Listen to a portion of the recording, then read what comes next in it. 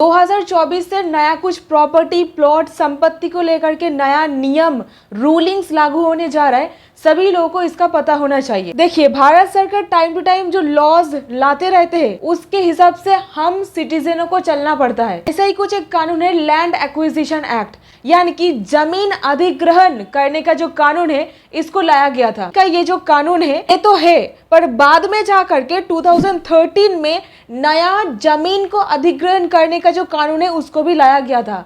अभी इसको ही समझेंगे honourable supreme court of India के एक जजमेंट के हिसाब से। यहाँ पर म्यूनिसिपल कॉर्पोरेशन प्रॉपर्टी को कब्जा कर लिए थे और माननीय सुप्रीम कोर्ट ऑफ इंडिया ये कहे कि एब्सोल्युटली इलीगल था, इस तरीके से आप प्रॉपर्टी को जब्त नहीं कर सकते हो। अगर प्रॉपर्टी को कब्जा नहीं है तो लीगल प्रोसेस फॉलो करके कब्जाइए। सो क्या है डिसीजन, आइए चलिए जान लेते हैं कुछ नया गाइडलाइंस के साथ। 7 नया गाइडलाइंस इस केस में बताया गया है। पर उससे पहले एक छोटा सा रिक्वेस्ट, एक लाइक, चैनल को सब्सक्राइब और जरूर इसको शेयर कर दीजिएगा जरूरतमंद लोगों के साथ। कानून जानना ही आपको ताकत देता है। Knowledge is your power. So hi everyone, मैं हूं एडवोकेट पापिया और आप देख रहे हो डिकोड द लॉ। सो चलिए जान लेते हैं। केस का नाम है Kolkata municipal corporation and another versus Vimal Kumar Shah and others. Facts of the case. Birinchi Shah एक व्यक्ति थे। कोलकाता म्यूनिसिपल कॉर्पोरेशन केएमसी, इनके जो संपत्ति है उसको कब्जा लिया गया था एक पार्क बनाने के लिए। कानून का यहाँ पर हवाला दिया गया था। जो कानून आम जनता को नहीं पता होगा ये गारंटीड है। Section 537 and section 352 read with section 363 के हिसाब से हम लोग संपत्ति को अधिग्रहण किए हैं। नॉर्मल सिटीजन को ये सारा कानून पता हो ही नहीं सकता है। जाहिर सा बात है कि ये भी पता नहीं होगा कि ये तीनों के तीनों कानून को एक साथ मिल करके अगर कोई लागू करने की कोशिश कर रहा है तो article 300 capital A of the constitution का उल्लंघन माना जाएगा। इसका that is illegal. Right to property पहले एक मौलिक अधिकार हुआ करता था। तो पहला कानून ध्यान में रखिए, that is article 300 capital A of the constitution of India. यहाँ पर संपत्ति का जो अधिकार है इसको मौलिक अधिकार से हटा करके लीगल राइट्स, कानूनी अधिकार में इनकॉर्पोरेट किया गया है। यानी कि संपत्ति का अधिकार एक लीगल राइट्स के अंडर आता है। अगर कोई इंसान इस तरीके से कब्जा लेने की कोशिश करेगा तो आपका जो लीगल राइट है उसको छीना जा रहा है। फिर क्या होगा पता है, जमीन का जो अधिग्रहण का प्रोसेस है ना वो नलिफाई हो जाता है, यानी कि प्रोसेस बातिल हो जाता है। कहानी की शुरुआत 2009 में हो गया था। प्रॉपर्टी को कब्जा करने की कोशिश करते हैं। उस वक्त एक हाई कोर्ट में रिट पिटीशन फाइल किया जाता है ताकि जो ये कब्जा बनाने की कोशिश कर रहे हैं इनको रोका जा सके। तो एक रिट पिटीशन दर्ज किया जाता है। फिर हाई कोर्ट राय देते हैं कि आप इस तरीके से किसी का संपत्ति जो है उसको जब्त नहीं कर सकते हो। बिरिच शाह जी के फेवर में जजमेंट पास हो जाता है। बिरिच शाह जी के नाम संपत्ति के म्यूटेशन के पेपर में भी दाखिल था। बिरिच जी के पास एक खबर आता है कि कोलकाता म्यूनिसिपल कॉर्पोरेशन वाले प्रॉपर्टी टैक्सेस का जो पेपर्स है वहां से बिरिच शाह जी के नाम हटा करके कोलकाता म्यूनिसिपल कॉर्पोरेशन का नाम डाल दिया जाता है। ओनर के नाम पर कोलकाता म्यूनिसिपल कॉर्पोरेशन रिकॉर्ड पर दिखा रहा है। अभी जब ये खबर उनके पास पहुंचता है वो सीधे जा करके हाई कोर्ट में एक और रिट पिटीशन फाइल करते हैं कि मेरे प्रॉपर्टी को इस तरीके से वो लोग कब्जा बनाने की, हथियार लेने की कोशिश कर रहे हैं। पर एक और चीज जान के रखिए, बिरिच जी हर एक प्रॉपर्टी का जो टैक्सेस है वो टाइम टू टाइम पे करते हुए आ रहे थे। कोई भी डिफॉल्ट नहीं था प्रॉपर्टी टैक्स के मामले पर। अभी ऐसे में क्या होता है, हाई कोर्ट बिरिच जी के फेवर में राय देते हैं। कोलकाता म्यूनिसिपल कॉर्पोरेशन चले जाते हैं सुप्रीम कोर्ट के पास। गवर्नमेंट लैंड एक्विजिशन कर सकते हैं। गवर्नमेंट को ये पावर दिया गया है लैंड एक्विजिशन एक्ट के तहत। पर गवर्नमेंट ये सारा का सारा लैंड लेंगे क्यों, पर्पस क्या है? कोई एयरपोर्ट बनाना है या फिर डिफेंस पर्पस, नेवल बेस बनाना है, आर्मी के लिए कुछ बेस कैंप्स वगैरह बनाना है, या फिर हो सकता है कोई पार्क वगैरह बनाना है, जो कि इस केस में हो रहा था। जब गवर्नमेंट आपका जो संपत्ति है उसको कब्जा लेने की कोशिश करेंगे, यहाँ पर जो बड़ा सबसे नियम लागू होता है वो जान के रखिए। सबसे पहले अगर आपके संपत्ति कोई गांव टाइप के एरिया पर है, रूरल एरिया में, तो आपको मार्केट वैल्यू के हिसाब से 4 टाइम्स देना पड़ेगा। एग्जाम्पल से समझिए, अगर आपके प्रॉपर्टी का मूल्य होता है 1 करोड़ रुपए तो 4 टाइम्स यानी कि 4 करोड़ रुपए आपको देना पड़ेगा। या फिर अगर आपकी संपत्ति कोई अर्बन एरिया में होता है तो आपको देना पड़ेगा 2 times of the market value, यानी कि 2 करोड़ आपको देना पड़ेगा। ध्यान दीजिएगा, ये गवर्नमेंट वैल्यू नहीं है, ये मार्केट वैल्यू यहां पर हो रहा है। सो मार्केट वैल्यू के हिसाब से आपको कंपनसेशन दिया जाना चाहिए।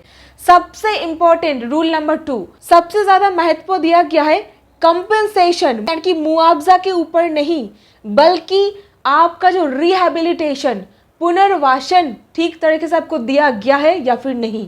आपको रिलोकेट किया जा रहा है, जिस घर में आप कंफर्टेबली रहते थे, जहां पर आपको गवर्नमेंट भेज रहे हैं, वहां पर भी आपको पानी का, इलेक्ट्रिसिटी का सुख सुविधा मिलना चाहिए।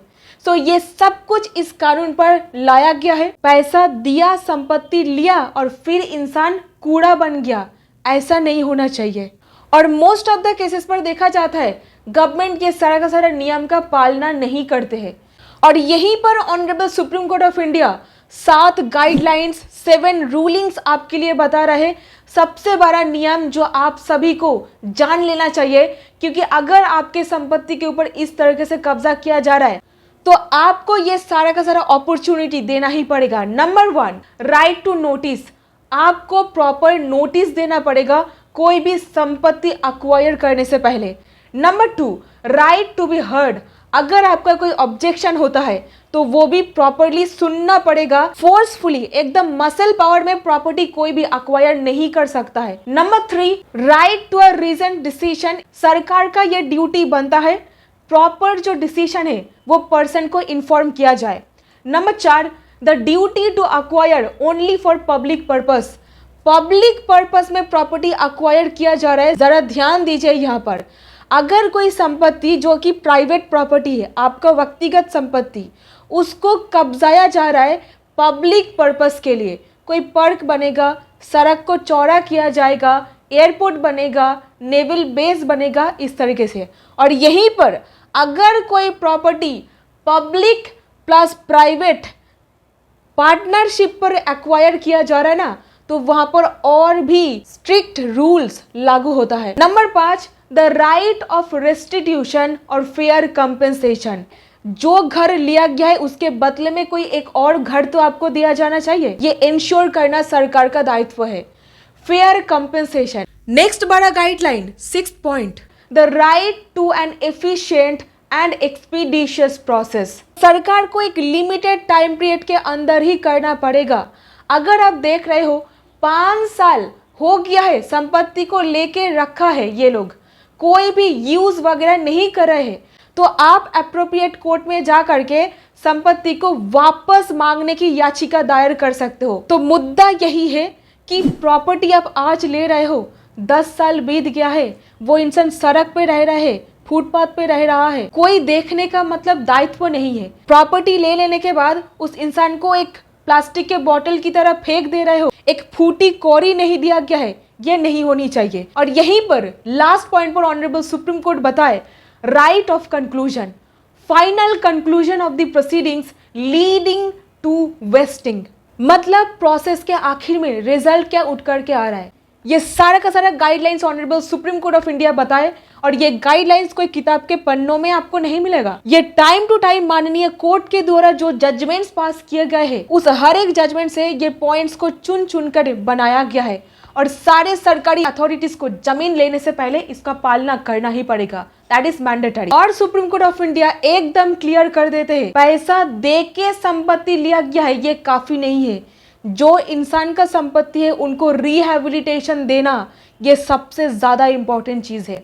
ये बोल करके माननीय सुप्रीम कोर्ट 5 लाख रुपए का फाइन लगा देते हैं गवर्नमेंट के ऊपर। कॉर्पोरेशन का जो एप्लीकेशन था उसको डिसमिस कर देते, एकदम खारिज कर दिया जाता है। ऑनरेबल सुप्रीम कोर्ट एकदम क्लियर कर दिए, पावर का इलीगल और इलेजिटिमेट तरीके से इस्तेमाल आप नहीं कर सकते हो। सो उम्मीद करती हूँ आपको इस वीडियो से कुछ वैल्यू मिला है। अगर मिला है ना, प्लीज एक काम कीजिए, ये सिंपल चीजों को अपने दिमाग पर बिठा लीजिए। ये कानून को सिर्फ किताब के पन्नों पर मत रहने दीजिए, इसका अपने लाइफ पर भी एप्लीकेशन कीजिए। कानूनी ज्ञान को आम जनता तक पहुंचाना ही ये उद्देश्य है। सो इस उद्देश्य में आप मेरा साथ दीजिए, एक लाइक करके शेयर कीजिए। बहुत बहुत धन्यवाद आपका।